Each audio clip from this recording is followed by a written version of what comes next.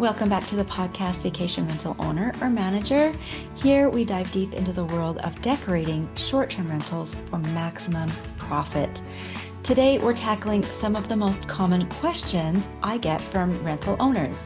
From paint colors to furniture choices, I have you covered. Let's jump right in.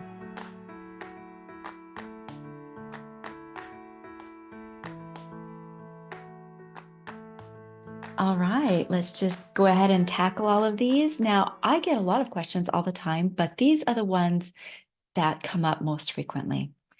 And so one of those is, the first one I'll talk about is, what color should I paint my walls?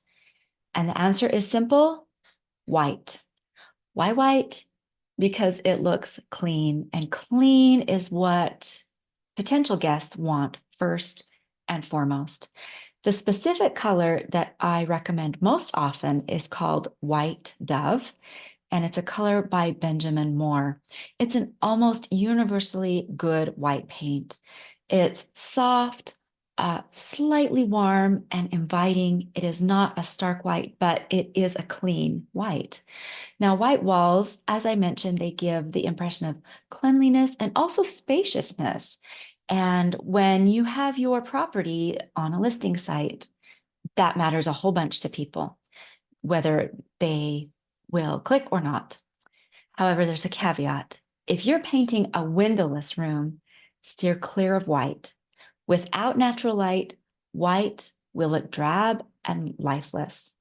So that's the answer to the first question. What color should I paint my walls? White. Number two, let's talk about beds. The question is, do I really need a king-size bed? The answer is a resounding yes, unless the room is less than 12 feet wide. If it's 12 feet wide or less, you're going to need to go with a queen. If it's at least 12 feet wide, a king-size bed is a significant selling point for guests. It will offer them comfort and luxury that they're looking for. And in smaller rooms, like I said, a queen or even a full would be more appropriate. But always aim for the largest bed that the room can comfortably accommodate. Remember, a good night's sleep is one of the top priorities, one of the main factors of the review that you will get from travelers. And a spacious bed can make all the difference. Question number three, where should I buy furniture? This is a really big question with many possible answers.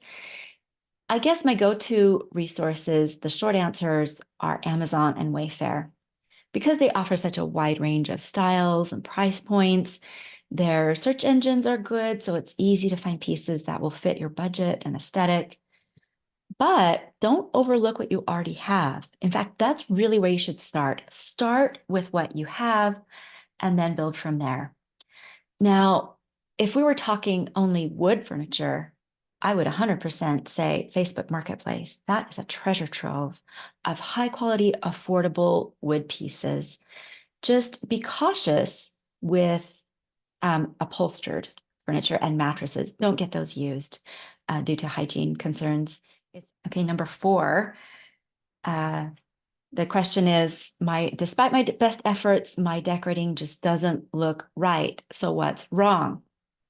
Okay, it's usually one of three things. First, too small of furniture. Furniture that is too small can make a room feel cluttered or sparse. So if you're trying to fill up a space with lots of little furniture, it'll look cluttered. If you only have a few small pieces, it will feel sparse. Neither of those is appealing. So too small of furniture might be the problem. The second option that might be a problem is when you push your furniture up against the walls. I call this the doctor's waiting room effect. It does not lend itself to good conversation.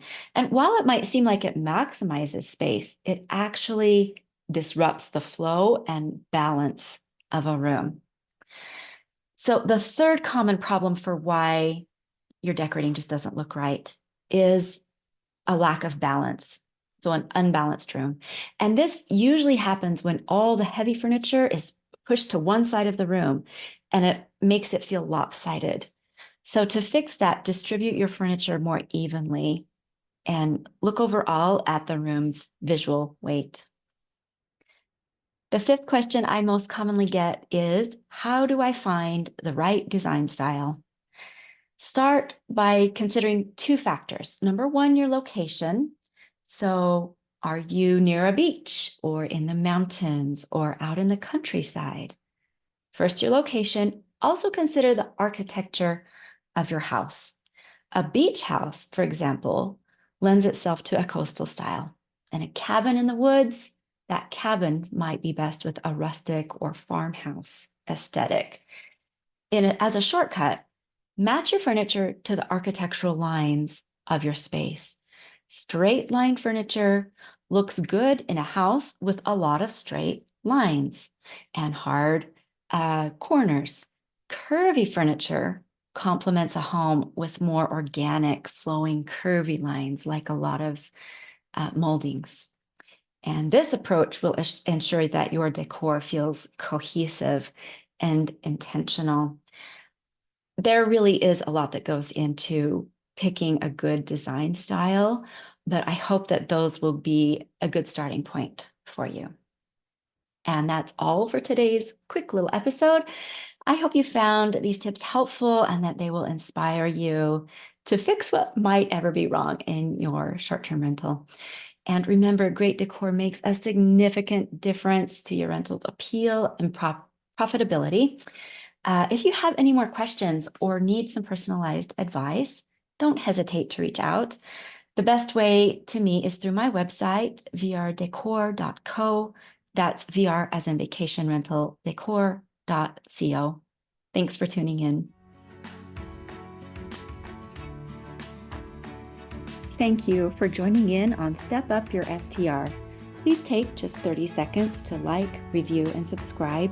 It's a simple thing that fuels our mission to empower more STR owners and managers for higher success. I look forward to talking again next time.